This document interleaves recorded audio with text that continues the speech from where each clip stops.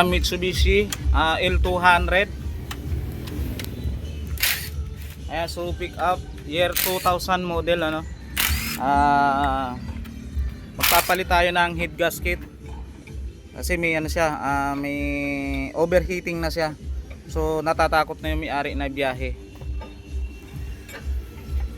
So yung kanyang radiator, pag tinanggal mo yung cap niya, so bumubula.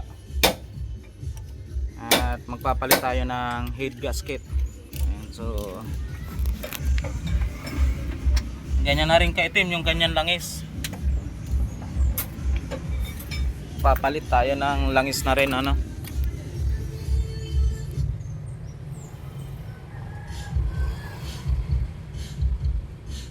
So bumiyahe lang ito ng Batangas, nagkaganito na. Ayan, shout out sa may mga L200 Mitsubishi. Yung engine na itong mga kabrom-brom is 4D56 engine, turbo type. Ito yung kanyang turbo. Ayan, so lilinisin na rin natin diretso yung kanyang turbo.